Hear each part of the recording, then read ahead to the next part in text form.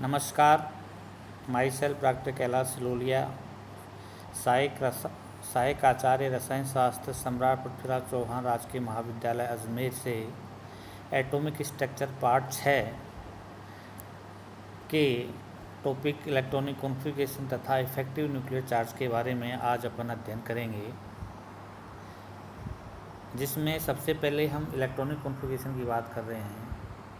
Electronic configuration में हम ये बताना चाहते हैं कि कक्षकों में जब इलेक्ट्रॉन भरे जाते हैं तो किस नियम के तहत इलेक्ट्रॉन कक्षकों भरे जाते हैं। इसे सर्वप्रथम हार्बो प्रिंसिपल के द्वारा समझाया गया था। हार्बो प्रिंसिपल के अंतर्गत 3 नियम आते हैं, जिसमें पाउली का एक्सक्लूसिव रूल, N+L का नियम, हुंड मल्टीप्लिसिटी रूल। इन तीनों में ही ये बताया गया था कि इलेक्ट्रॉन कक्षकों में ऊर्जा के बढ़ते हुए क्रम के अनुसार भरे जाते हैं, जिसे मैं एक अनुभव के आधार पर इस प्रकार से बताने की कोशिश कर रहा हूँ, जो ये है कि सबसे पहले हम ये मानते हैं कि जो ऑर्बिटल की व्यवस्था होती है वो n के नियमानुसार होती है, अर्थात 1s, 2s and 2p, n, 3s, 3p and 3d, and 4s, 4p and 4d and 4f। इसी क्रम में हम n के बढ़ते क्रम में सभी ऑर्बिटल्स को व्यवस्थित कर देते हैं, लेकिन इसका अभिप्राय यह कतई ही नहीं है कि इस n के बढ़ते हुए क्रम के अनुसार इलेक्ट्रॉन कक्षकों में भरे जाते हैं। इससे मैं ये कहना चाहता हूँ कि जैसे 3d ऑर्बिटल में इलेक्ट्रॉन नहीं होगा जबकि 4s में इलेक्ट्रॉन होगा। इससे ये स्पष्ट हो गया कि यहाँ 3d का अर्थ है 3n वाले कक्षक। 3n वाले कक्षक खाली हैं जबकि 4n वाले कक्षक में इलेक्ट्रॉन भर रहा है। इससे ये स्पष्ट हो रहा है कि 4n के किसी कक्षक की ऊर्जा 3n के कक्षक की ऊर्जा से कम है, अतः 3n के कक्षक में इलेक्ट्रॉन न जाकर के 4n के कक्षक में इलेक्ट्रॉन जाता है। इसे ऊर्जा का बढ़ता हुआ क्रम इस प्रकार से कहते हैं। जैसे हम बात करते हैं इलेक्ट्रॉन 1 और 2 यदि है तो 1s में जाएगा, इलेक्ट्रॉन 3 और 4 है तो 2s में जाएगा, इलेक्ट्रॉन 5 से 10 है तो 2p में जाएगा, और इलेक्ट्रॉन 11, 12 है तो 3s में जाएगा, इलेक्ट्रॉन 13 से 18 है तो इलेक्ट्रॉन 3p में जाएगा, और इलेक्ट्रॉन 19 और 20 है तो 3p के बाद में 4s में जाएगा, क्योंकि 4s के लिए N+L का मान जो है वो 4 है और 3d के लिए N+L का मान 5 है। तो 4s के लिए N+L का मान कम होने की ऊर्जा 3d से कम है, इसीलिए 19 और 20 नंबर का इलेक्ट्रॉन 4s में जाएगा। उसके बाद में 21 से 30 तक के इलेक्ट्रॉन 3d में जाएंगे। ये ऊर्जा के बढ़ते हुए क्रम को समझा रहे हैं। इस बात को हम इस प्रकार से भी कह सकते हैं, जैसे ये ऑर्बिटल हैं 1s, 2s, 2p, 3s, 3p and 3d। 3d के बाद में हमने यहाँ देखा, देखिए 4s, 19 और 20 एट फर्स्ट, एंड देन 21 से 30, फिर 31 से 36 4p, एंड 37 और 38 गिव टू 5s। अब 5s में इलेक्ट्रॉन जा रहा है और 4n की सीरीज खाली है, वो जा रही है 39 से 48 इलेक्ट्रॉन 4d में जाएंगे, जबकि इससे पहले 5s में 37 और 38 अर्थात 5s में 37 और 38 में इलेक्ट्रॉन जाएगा, जबकि इससे पहले 4n कक्षक क्या 4d ऑर्बिटल वैकेंट रहता है। ये ऊर्जा के बढ़ते क्रम के अनुसार है, जिसे इस प्रकार से हमने वेरीफाई किया। यहाँ ऑर्बिटल 5d वैकेंट है एंड 5f भी वैकेंट है, जबकि इससे पहले वाले, इसके बाद वाले ऑर्बिटल्स में इलेक्ट्रॉन जा रहे हैं। ठीक इस प्रकार से यहाँ एक बात को हम थोड़ा सा और प्रकाश डालना चाहते हैं कि इलेक्ट्रॉन 57 तक की बात करें तो 57 का मतलब इलेक्ट्रॉन जा रहा है ल्यूटेशियम, लेंथेनम सॉरी LA में 57 इलेक्ट्रॉन जा रहा है। उसके बाद में 58वां जो इलेक्ट्रॉन है वो जा रहा है यहाँ से लेकर के सीरियम 58 सीरियम से लेकर 71 तक ल्यूटेशियम एल्यूम में इलेक्ट्रॉन जा रहे हैं। अब यहाँ अभिप्राय ये हो गया कि यहाँ electron cerium to lutetium 58 to 71 go to in 4f, और इससे पहले जो है जो डी कक्षक है वो वैकेंट है। तो इसके बाद में जो इलेक्ट्रॉन जाएगा वो 71 के बाद में 72वां जो इलेक्ट्रॉन है वो आपके डी कक्षकों में जाएगा, जिसको हमने लैंथेनाइट संकुचन के द्वारा भी एक्सप्लेन किया है कि वो उसका हाफ एनएम से लेकर के 80 मरकरी तक जाएगा, जो 3D एंड उसके 5F की सीरीज 4D की सीरीज है। ओके, इसी प्रकार से फिर थीलियम 81 से लेके रेडियम तक 86 तक जाएगा। तो ये सारे ऊर्जा के बढ़ते हुए क्रम में हैं। यदि इसको अलग अलग प्रकार देखा जाए तो 4F के लिए यदि N+L का मान निकालते हैं तो 7 आता है, और 5F के लिए यदि 5D के लिए निकालते हैं तो भी 7 आता है, लेकिन N का मान कम होने के कारण इलेक्ट्रॉन या 4F में जाता है और उसके बाद में 5F में 5D में जाता है। इसे लैंथेनाइट कंस्ट्रक्शन भी कहते हैं, जिसका अध्ययन अगले अध्याय में है, जिसके अपन वहाँ बात करेंगे। तो उपरोक्त डिस्कशन से हम स्पष्ट रूप से कह सकते हैं कि जो इलेक्ट्रॉन हैं वो N+L के नियमानुसार अर्थात ऊर्जा के बढ़ते क्रम में भरे जाते हैं। इसको इस पॉइंट में समराइज़ किया है, ऊपर वाली बात को सेम वही बात बताई है जो हमने पहले बताई है कि 1 से 2 1s 3 4 2s, और ऐसे जाके अब ये बात यहाँ वेरिएशन जहाँ होता है वो 18 के बाद में होता है। 18 इलेक्ट्रॉन तक कोई वेरिएशन नहीं होता, लेकिन 19 और 20 का इलेक्ट्रॉन 4s में जाता है। उसके बाद में 21 से 30 इलेक्ट्रॉन जो है वो 3D में जाते हैं। उसमें 31 से 36 4p में इलेक्ट्रॉन जा रहे हैं, एंड देन 37 38 5f में जा रहा है। फिर 39 से 48 तक 4D में जा रहा है, इथेरियम 2 कैडमियम जा रहे हैं।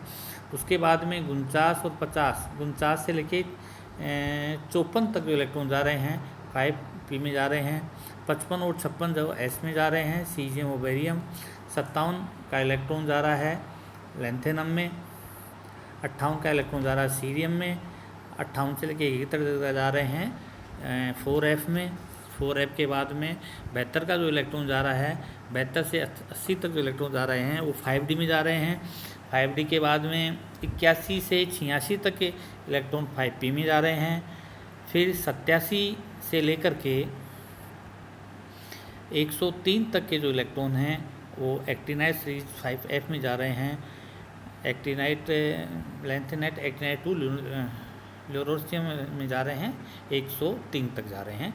इस प्रकार से ये इलेक्ट्रॉन का क्रम इसमें भरा जाता है जो एनर्जी के बढ़ते हुए क्रम में है। इसके बाद में बात करते हैं कि कई बार एक वेरिएशन आता है जो पूर्ण रूप से अपन बात करते हैं क्रोमियम और कॉपर की बात कर लेते हैं कि क्रोमियम जो है वो 24 इलेक्ट्रॉन से हैं, जिसका इलेक्ट्रॉनिक विन्यास 3d4 4s2 होना चाहिए, लेकिन हम इसे 3d5 4s1 लिखते हैं। और उसके बाद में कॉपर की बात करते हैं तो कॉपर को इलेक्ट्रॉनिक विन्यास जो है 3d9 4s2 होना चाहिए, लेकिन हम इसे 3d10 4s1 लिखते हैं, क्योंकि यहाँ एक बात बताई गई है कि stability of half field and full field orbitals, अर्थात अर्धपूर्ण व पूर्ण भरे उपकोषों का स्थायित्व पार्शली फील्ड ऑर्बिटल्स की तुलना में ज़्यादा होता है। इसके हमने 2 कारण बताए हैं कि जो कक्षक पूर्ण भरे होते हैं या हाफ फील्ड होते हैं, full field and half field. Half field और फुल फील्ड ऑर्बिटल्स में एक सिमेट्री होती है, अर्थात वे सारे कक्षक डिजनरेट होते हैं या कह सकते हैं कि वो समान ऊर्जा के होते हैं।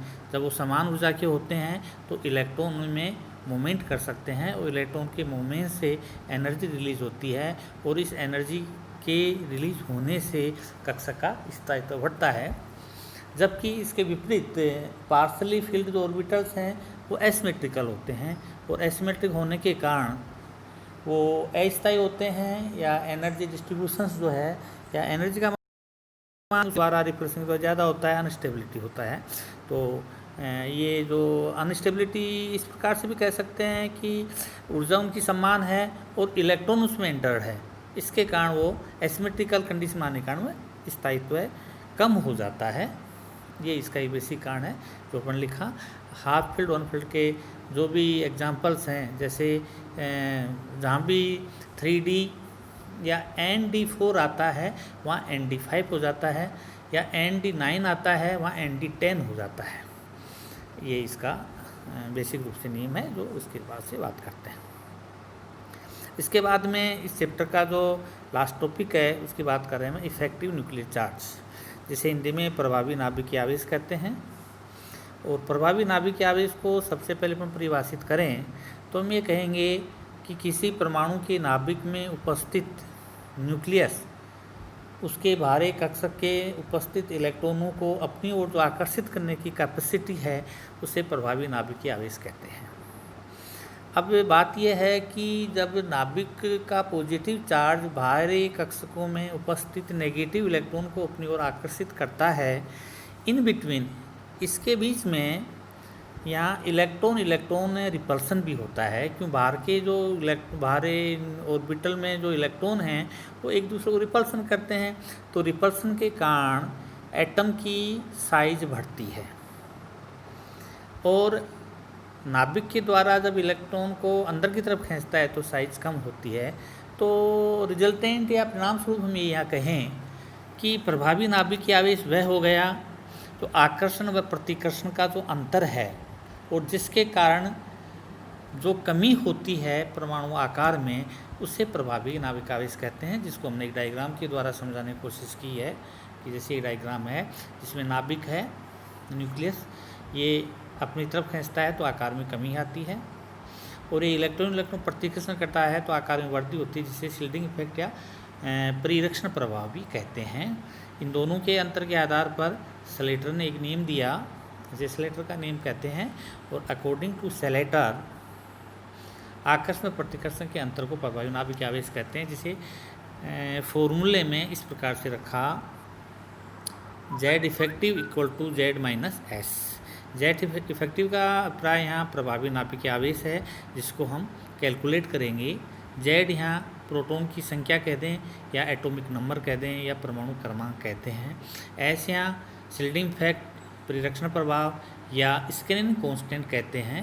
ये इसको दो नाम से दिया। अब यहाँ बेसिक रूप से तीन चीज़ें आ गई, जिसमें एक चीज़ हमें ज्ञात है जो है प्रोटॉन की संख्या। किसी भी एटम के लिए प्रोटॉन की संख्या नोन होती है, चाहे कोई भी एग्जाम्पल लें, सोडियम है 11 है, मैग्नीशियम है 12 है, कैल्शियम है 20 है, स्केडियम है 21 है, so on. All of atoms जो हैं उन प्रोटॉन की संख्या ही उसके एटॉमिक नंबर होता है, और उसी के कारण प्रभावी नाभिकीय आवेश इलेक्ट्रॉन को अपनी ओर आकर्षित करता है। अब बात करते हैं शील्डिंग इफेक्ट एस की। तो तीन वैल्यू हैं, यहाँ तीन में यदि दो ज्ञात हैं तो थर्ड हम कैलकुलेट के द्वारा ज्ञात कर लेते हैं। अब शील्डिंग इफेक्ट की जो बात कर रहे हैं वो परिरक्षण प्रभाव है। इसको ज्ञात करने के लिए एक सूत्र दिया, एक थ्योरेटिकल बात कही, फिर उसको सूत्र में रखा। ये कह सकते हैं कि S और P जो ऑर्बिटल हैं उनका शील्डिंग इफेक्ट उसी कक्षक में तो 0.3, 0.5 होता है, और यदि S और P n-1 है तो 0.85 होगा, और n-2 है तो 1 होगा। इसी प्रकार से यदि D और F का ज्ञात करना है तो D और F का जो है उसी कक्षक में 0.35 ही होता है, और आंतरिक कक्षक जो हैं उसमें 1 होता है F और D का। और इसकी बात करें कि हाइड्रोजन में जो 1s है, एक अपवाद है, उसका 1s के लिए उसी कक्षक में 0.85 होता है। मैं पूर्ण रूप से ये समझ रहा हूँ कि जो बात मैंने कही है वो अभी तक मतलब समझने से दूर है, समझ के बाहर है, फिर भी मैं इसको एक एग्जांपल के द्वारा समझाता हूँ इसके पॉइंट्स किस प्रकार से होंगे। जैसे हम बात कर रहे हैं यहाँ एक हमने सूत्र लिखा है, या सॉरी इलेक्ट्रॉनिक कॉन्फ़िगरेशन लिखा है। ये इलेक्ट्रॉनिक कॉन्फ़िगरेशन है 1s2, 2s2, 2p6, 3s2 and 3p1। अब हम बात कर रहे हैं ऊपर कही गई बात के अनुसार। यहाँ उसी कक्षक का मतलब है परमाणु के बाहर वाला कक्षक। तो यहाँ बाहर वाले कक्षक की बात करें तो बाहर वाले कक्षक हैं यहाँ 3 3s2 3p1। तो 3s2 and 3p1 में टोटल यहाँ 3 इलेक्ट्रॉन हो गए। तो 3 इलेक्ट्रॉन का जो प्रेरक्षण प्रभाव होगा वो होगा 3 × 0.35, जो उसी कक्षक के हैं। अब 3 के बाद में n एक कम करें तो 2 हो जाता है। तो यहाँ 2 में है 2s2 and 2p6, 8 इलेक्ट्रॉन हैं। तो यहाँ n-1 के लिए जो है वो 0.85 होगा। तो प्लस 8 × 0.85, और फिर और अंदर जा रहे हैं तो हमारे आ रहे हैं n-2 के लिए 1। तो अंदर की तरफ 2 इलेक्ट्रॉन हैं, तो प्लस 2 × 1 इक्वल टू 9.85, अर्थात यहाँ सिल्टिंग जो इफेक्ट है वो 9.85 हो गया। अब Z इफेक्टिव इक्वल टू यहाँ ऊपर जो इलेक्ट्रॉन की संख्या है वो प्रोटॉन, इलेक्ट्रॉन की संख्या प्रोटॉन की संख्या के बराबर होती है। ये न्यूट्रल एटम के लिए कहते हैं। उदासीन परमाणु के लिए इलेक्ट्रॉन और प्रोटॉन की संख्या समान होती है। तो यहाँ 13 या 13 इलेक्ट्रॉन हैं, तो प्रोटॉन की संख्या भी 13 होगी। तो Z effective equal to 13 - 9.85 equal to 3.15 इसका इफेक्टिव न्यूक्लियर चार्ज हो गया। इसी प्रकार से अन्य परमाणु का इफेक्टिव न्यूक्लियर चार्ज भी हम कैलकुलेट कर सकते हैं। ये इफेक्टिव न्यूक्लियर चार्ज याद करने का तरीका है। Thank you very much. Okay.